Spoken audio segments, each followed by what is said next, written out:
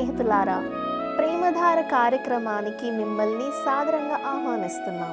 దేవుని బిడ్డలుగా మీరు మీ ఆధ్యాత్మిక జీవితాలను అర్థవంతంగా దేవునికి మహిమకరంగా జీవిస్తున్నారని తలుస్తున్నాం. ఈనాటి పాఠంలో సబ్బాతుకు ప్రభు తానేనని యేసు ప్రకటించుటను గూర్చి, యేసు మరణానికి పరిసయ్యులు చేసిన కుట్ర పన్నాగమును గూర్చి, క్షమించరాని పాపమనగా ఏమిటి అనే దానిని గురించి మరియు మరిన్ని వివరాలను గూర్చి తెలుసుకుందామా?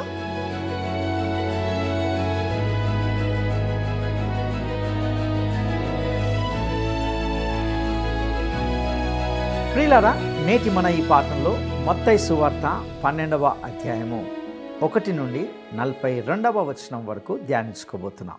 మత్తయి సువార్తలోని కథనం వైపు మీ దృష్టిని మరొకసారి మళ్లించాలని అనుకుంటున్నాను.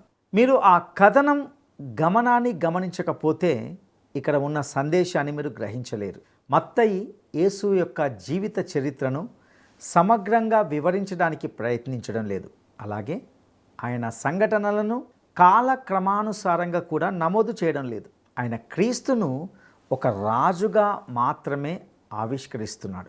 ఆయన ఒక రాజుగానే జన్మించాడు. ఆపై దేనినైతే మనము కొండపై ప్రసంగము లేదా సర్మన్ ఆన్ ద మౌంట్ అని పిలుస్తున్నామో ఆ బోధనను ఆయన అందించాడు. అది ఆ రాజ్యానికి సంబంధించిన నైతిక నియమావళి, ఆ రాజు యొక్క మేనిఫెస్టో లేదా విధాన ప్రకటన అని చెప్పవచ్చు. తాను చేసిన అద్భుతాల ద్వారా తనలో ఉన్న అపారమైన శక్తిని ఆయన నిరూపించుకున్నాడు.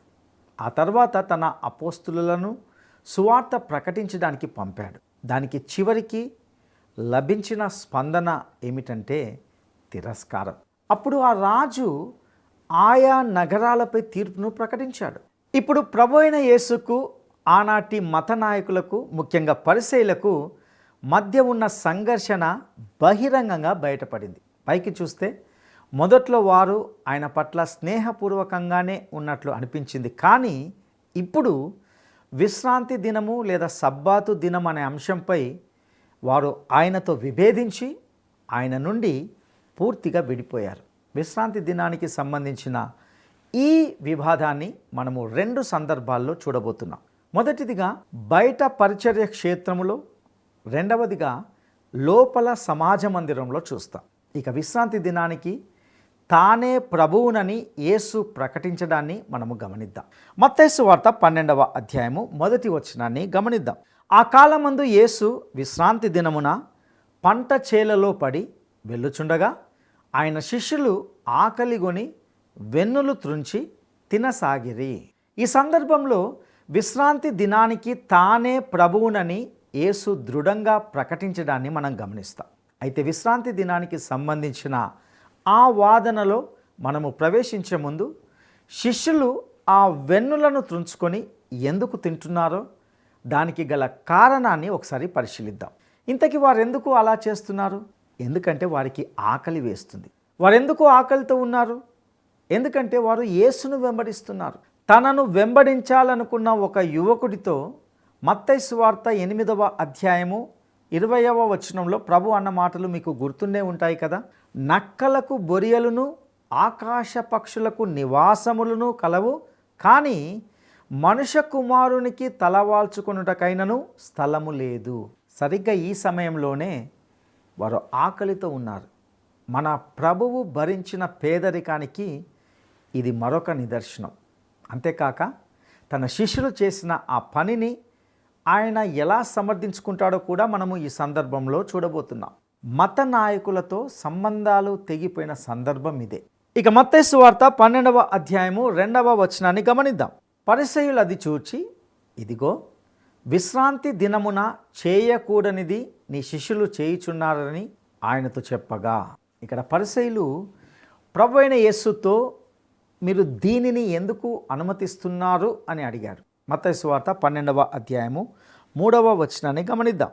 ఆయన వారితో ఇట్లనెను, తానును తనతో కూడా నున్నవారును ఆకలిగొని ఉండగా దావీదు చేసిన దాని గురించి మీరు చదవలేదా? దీనికి సంబంధించిన వృత్తాంతాన్ని మనము 1 సమూయేలు గ్రంథము 21వ అధ్యాయము 1-6 వచనాల్లో చూడవచ్చు.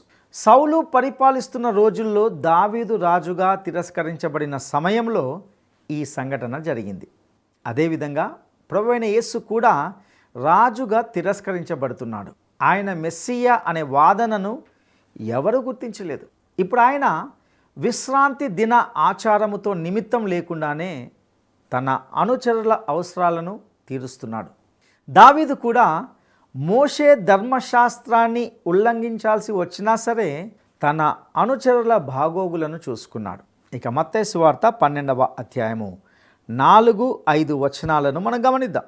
అతడు దేవుని మందిరంలో ప్రవేశించి యాజకులే తప్ప తానైనను తనతో కూడా ఉన్నవారైనను తినకూడని సముఖపు రొట్టెలు తినెను. మరియు యాజకులు విశ్రాంతి దినమున దేవాలయములో విశ్రాంతి దినమును ఉల్లంఘించియు నిర్దోషులై ఉన్నారని మీరు ధర్మశాస్త్రమందు చదవలేదా? ప్రియులారా, ఆ దినాల్లో యాజకులు విశ్రాంతి దినమున కూడా పనిచేసేవారు. మత్తయి సువార్త 12వ అధ్యాయము 6వ వచనాన్ని గమనిద్దాం. దేవాలయము కంటే గొప్పవాడిక్కడనున్నాడని మీతో చెప్పుచున్నాను. ఇక్కడ ప్రభు అయిన యేసు వారి మత జీవితానికి అత్యంత పవిత్ర కేంద్రమైన మందిరం కంటే తానే గొప్పవాడినని ప్రకటించుకున్నాడు. పరిసయ్యుల దృష్టిలో అయితే ఆయన దైవ దూషణ చేసినట్లే లెక్క. ఆయన విశ్రాంతి దిన నియమాన్ని ఉల్లంఘించడమే కాకుండా దైవ దూషణ కూడా చేశాడని వారు భావించారు. ఇక మత్తయి సువార్త 12వ అధ్యాయము 7వ వచనాన్ని గమనిద్దాం. మరియు కనికరమునే కోరుచున్నాను గాని బలిని నేను కోరను అను వాక్య భావము మీకు తెలిసి ఉంటే నిర్దోషులను దోషులని తీర్పు తీర్చకపోదురు.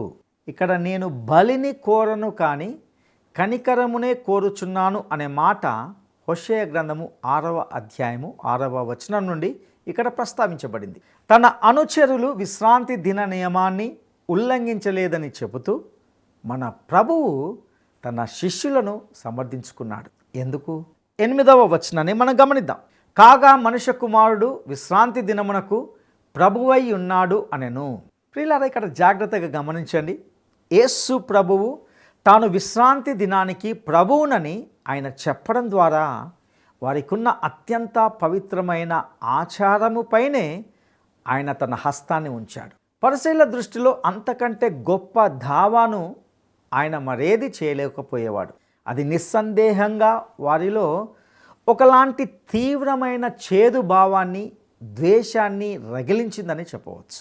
ఇప్పుడు ఈ సంఘటన జరిగిన పరిచర్య స్థలాలను విడిచిపెట్టి మనము సమాజ మందిరంలోకి వెళ్దాం. కానీ అక్కడ కూడా మనము అదే విశ్రాంతి దినము అనగా సబ్బాతు దినమును గురించిన ప్రశ్ననే ఎదుర్కొంటాం. మత్తయి సువార్త 12వ అధ్యాయము 9 నుండి 11 వచనాలను మనం గమనిద్దాం. ఆయన అక్కడి నుండి వెళ్ళి వారి సమాజ మందిరంలో ప్రవేశించినప్పుడు ఇదిగో ఊచ చెయ్యి గలవాడొకడు కనబడెను. వారాయన మీద నేరము మోపవలెనని విశ్రాంతి దినమున స్వస్థపరచుట న్యాయమా అని ఆయనను అడిగిరి. అందుకు ఆయన, మీలో ఏ మనుషునికైనను ఒక గొర్రె ఉండి అది విశ్రాంతి దినమున గుంటలో పడిన ఎడల దాన్ని పట్టుకొని పైకి తీయడా? ప్రియులారా, ఇక్కడ ఆయన వారి సమాజ మందిరంలో ప్రవేశించాడు అనే విషయాన్ని గమనించారా? అది మనది కాదు, వారిది.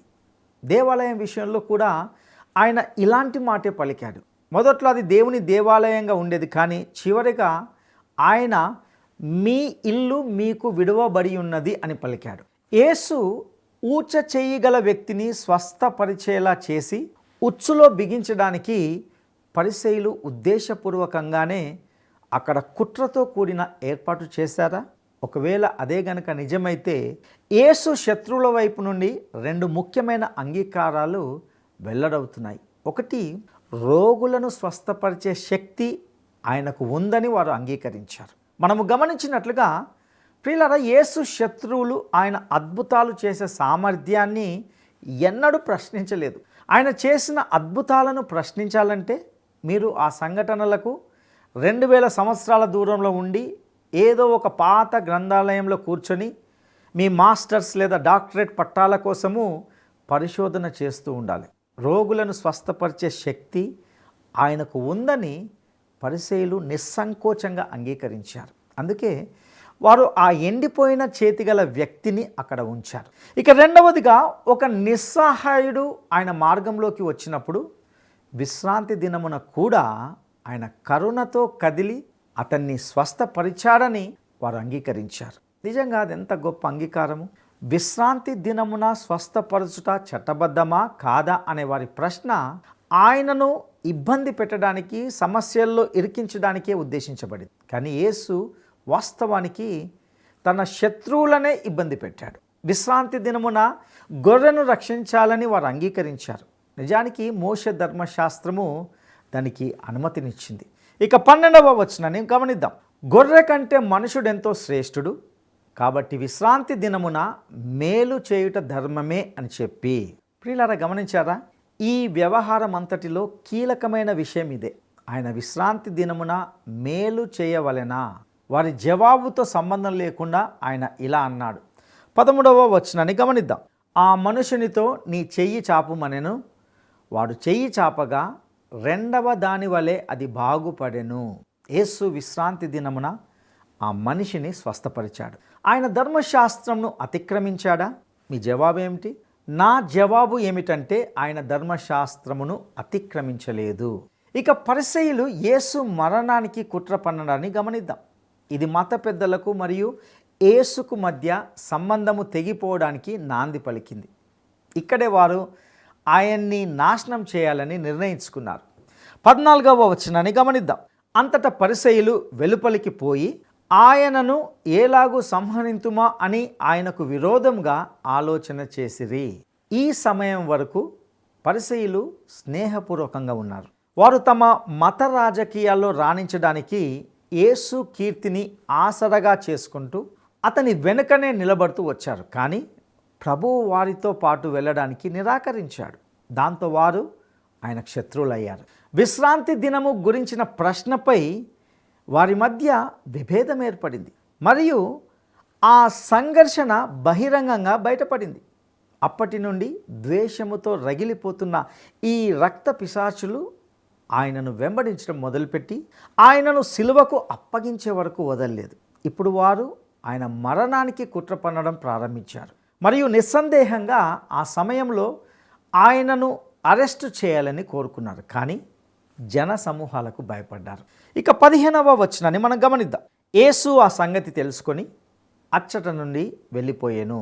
బహుజనులు ఆయనను వెంబడింపగా పరిసయ్యుల చర్య వలన యేసు తాత్కాలికంగా అక్కడ నుండి వెళ్ళిపోయాడు.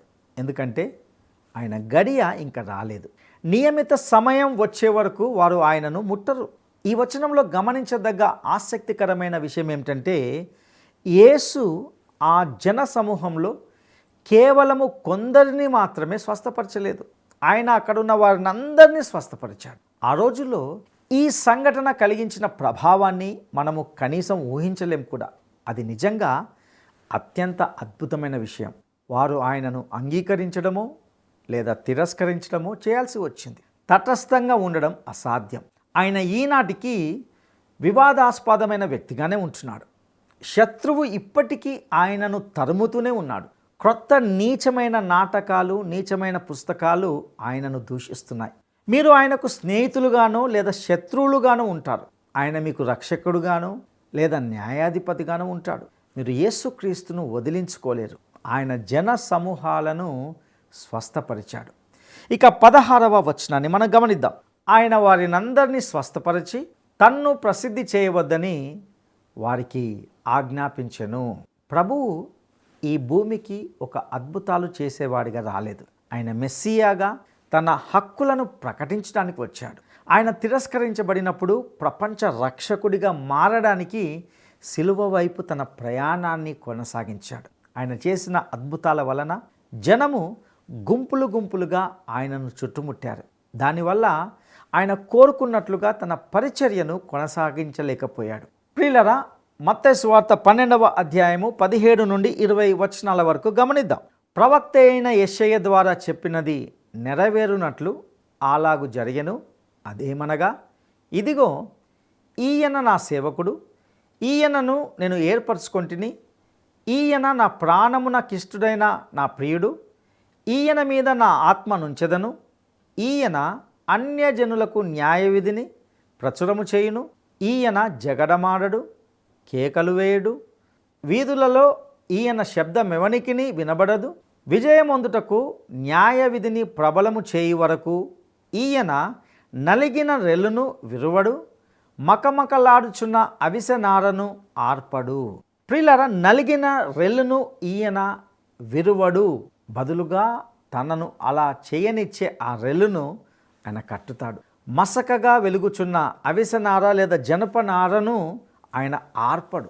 ఒకవేళ ఆ వ్యక్తి ఆయనను నిరాకరిస్తూనే ఉంటే ఆ మసక జనపనార తీర్పు అగ్నిగా ప్రజ్వరిల్లుతుంది. ప్రభు దానిని ఆర్పడు. ఎందుకంటే మానవునికి స్వంత స్వేచ్ఛ, ఇచ్ఛ లేక సంకల్పం అనేది ఉంది. ఇక 21వ వచనాన్ని గమనిద్దాం.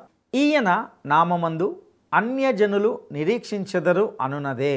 ప్రియమిత్రమా, మన కాలంలో ఒక నిర్దిష్టమైన కదలిక ఉంటున్నది. కేవలము సాధారణంగా ప్రవచనము నెరవేరడం కోసమే కాదు, అన్యజనులకు సంబంధించిన ప్రవచనము నెరవేరడం కోసం కూడా వారు రక్షించబడాలి.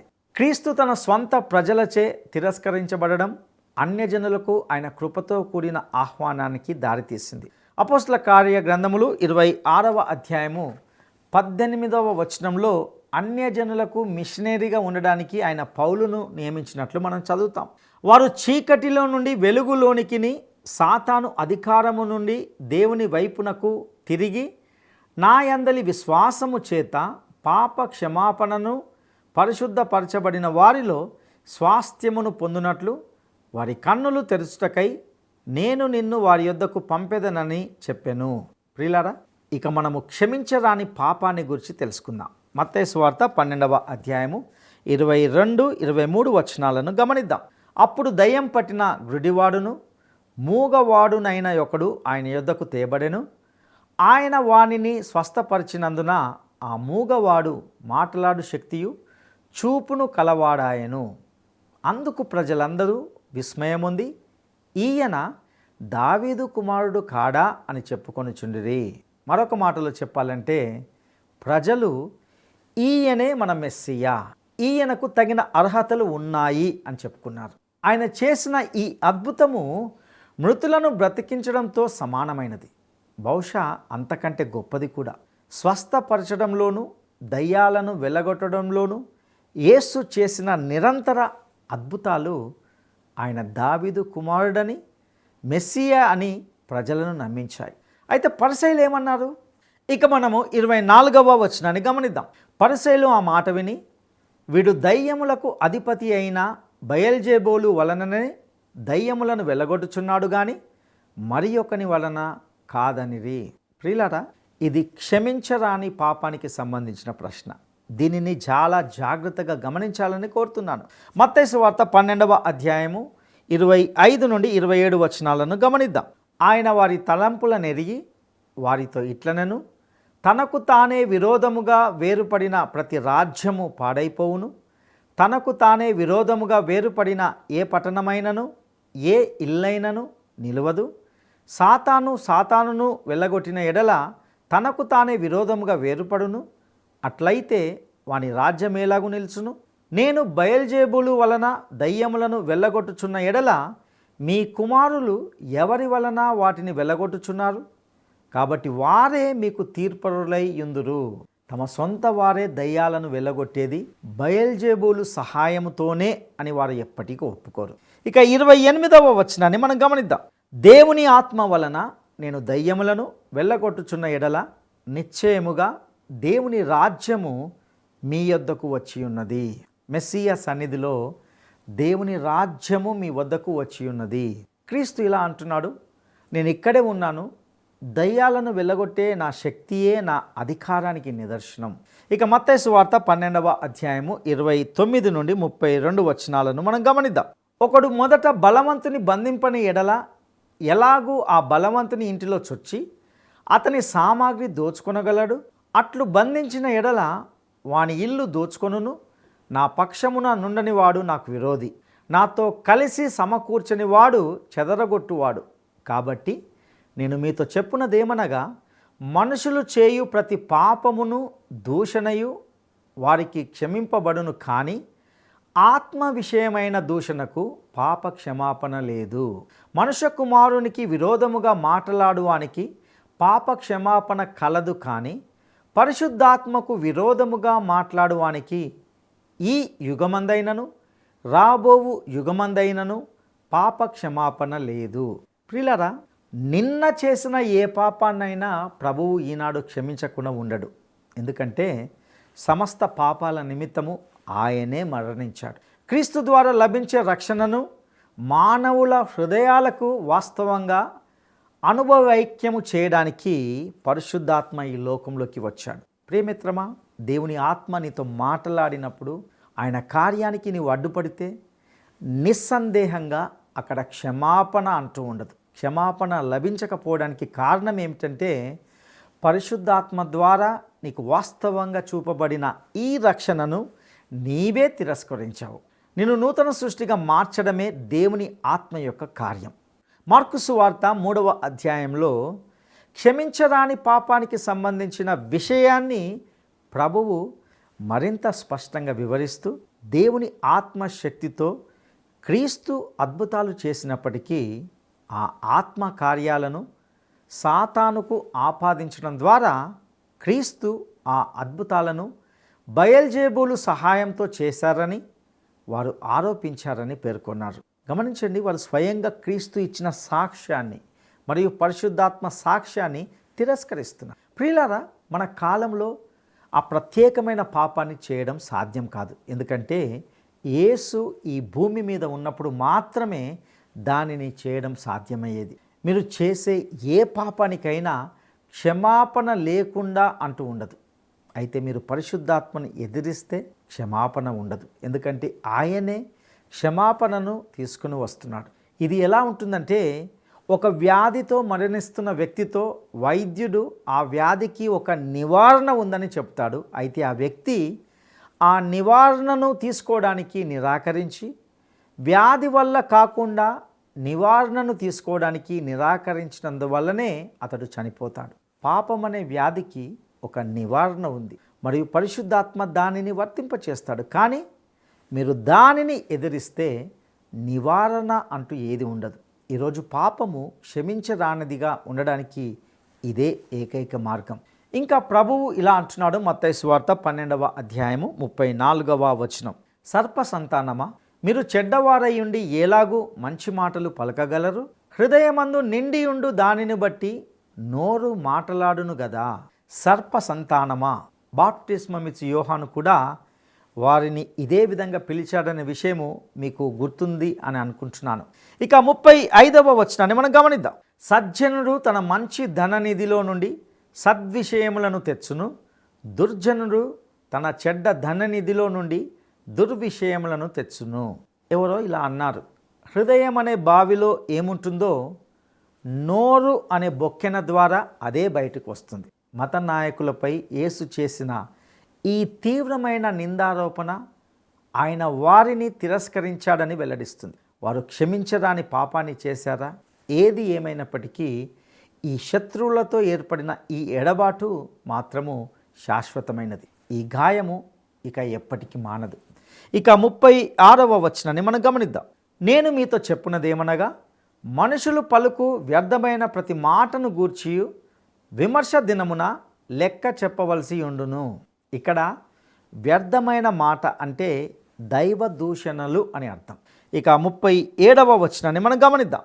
నీ మాటలను బట్టి నీతిమంతుడవని తీర్పు నొందుదువు, నీ మాటలను బట్టియే అపరాధివని తీర్పు నొందుదువు. ప్రియులారా, నీ హృదయంలో ఉన్నదాన్ని నీవు మాట్లాడుతున్నావు కాబట్టి నీవు దోషిగా నిర్ధారించబడతావని నువ్వు గుర్తించాలి. ఇక శాస్త్రులు మరియు పరిసయ్యులు ప్రభువు నుండి ఒక సూచక్రియను కోరడాన్ని గురించి గమనిద్దాం. మత్తయి సువార్త 12వ అధ్యాయము 38వ వచనం. అప్పుడు శాస్త్రులలోను పరిసయ్యులలోను కొందరు, బోధకుడా, నీ వలన ఒక సూచక క్రియ చూడగోరుచున్నామని ఆయనతో చెప్పగా ఆయన ఇట్లనెను. ఇక్కడ శాస్త్రులు మరియు పరిసయ్యులు ఇప్పుడు ఆయన పట్ల మరొక సూక్ష్మమైన ఎత్తుగడను ప్రయోగిస్తున్నారు. ఒక సూచక క్రియను అడగడం ద్వారా వారు ఆయన కార్యక్రమానికి సహకరిస్తున్నట్లుగా పైకి నటిస్తున్నారు. ఆ సూచక క్రియను చూసి విశ్వసించాలనే ఉద్దేశం వారికి ఏమాత్రం లేదు. వారు ఆయనను ఉచ్చులోకి లాగడానికి ప్రయత్నిస్తున్నారు. అయితే ప్రభువు వారికి ఎలా సమాధానం ఇచ్చాడో గమనించండి. మత్తయి సువార్త 12వ అధ్యాయము 39వ వచనం. వ్యభిచారులైన చెడ్డతనం వారు సూచక క్రియను అడుగుచున్నారు. ప్రవక్త అయిన యోనాను గూర్చిన సూచక క్రియే గాని మరి ఏ సూచక క్రియ అయినను వారికి అనుగ్రహింపబడదు. ఇంతకీ ఇక్కడ యోనాను గూర్చిన సూచక క్రియ అంటే ఏమిటి? సరే, ఆయన మాటలోనే విందాం. మత్తయి సువార్త 12వ అధ్యాయము 40వ వచనం. యోనా 3 రాత్రింబగలు తిమింగలము కడుపులో ఎలాగుండెనో అలాగు మనుష్య కుమారుడు 3 రాత్రింబగలు భూగర్భములో ఉండును. ప్రభు వారికి ఒక సూచనను ఇవ్వడానికి నిశ్చయంగా నిరాకరించి పాత నిబంధనలోని 2 సంఘటనల వైపు వారిని మళ్లించాడు. మొదటి సంఘటన ప్రవక్త అయిన యోనా వృత్తాంతం. యోనా చేప కడుపులో ఉన్నప్పుడు మృతులలో నుండి లేపబడినట్లు తెలుస్తుంది. దేవుడు అతన్ని చీకటి మరియు మరణం నుండి వెలుగులోనికి, జీవంలోకి తీసుకొని వచ్చాడు. యోనా అనుభవము యేసుక్రీస్తు యొక్క రాబోయే సమాధికి మరియు పునరుత్థానానికి ఒక సూచనగా ఉంటున్నది. ఇక మత్తయి సువార్త 12వ అధ్యాయము 41వ వచనం. నినవే వారు యోనా ప్రకటన విని మారు మనసు పొందిరి గనుక విమర్శ సమయమున నినవే వారు ఈ తరము వారితో నిలవబడి వారి మీద నేరస్థాపన చేతురు. ఇదిగో యోనా కంటే గొప్పవాడు ఇక్కడ ఉన్నాడు. పెద్ద చేప బారి నుండి అద్భుతమైన రీతిలో విడిపించబడిన తర్వాత నినివే ప్రజలు యోనాను మరియు అతని బోధను అంగీకరించి పశ్చాత్తాపడ్డారు. ఒక జాతిగా ఇశ్రాయేలు చేసిన పనులు దానిని మరింత అధ్వానమైన స్థితిలో ఉంచుతున్నాయి. ఎందుకంటే అది తన మెస్సియాను అంగీకరించలేదు మరియు పశ్చాత్తాపడలేదు. యేసు వారికి సూచించిన 2వ సంఘటన సొలొమోనుకు సంబంధించింది. మత్తయి సువార్త 12వ అధ్యాయము 42వ వచనం. విమర్శ సమయమున దక్షిణ దేశపు రాణి ఈ తరము వారితో నిలవబడి వారి మీద నేరస్థాపన చేయును. ఆమె సొలొమోను జ్ఞానము వినుటకు భూమ్యంతముల నుండి వచ్చెను. ఇదిగో సొలొమోను కంటే గొప్పవాడు ఇక్కడ ఉన్నాడు. ప్రియులారా, యేసు యోనా కంటే సొలొమోను కంటే గొప్పవాడు. షేబా రాణి సొలొమోను గురించి విని అతని జ్ఞానాన్ని వినడానికి భూమి నలుమూలల నుండి ప్రయాణించింది. మరియు ప్రభు అయిన యేసు క్రీస్తు పరలోకం నుండి వచ్చాడు. కానీ వారు ఆయన వైపు తిరగలేదు. ప్రియ సహోదరుడా, సహోదరి, ఇంతవరకు విన్న వాక్య సత్యాలను మీ జీవితాలకు అన్వయించుకొనుటకు ప్రభు మీకు సహాయం చేయనుగాక. దైవాశీస్సులు.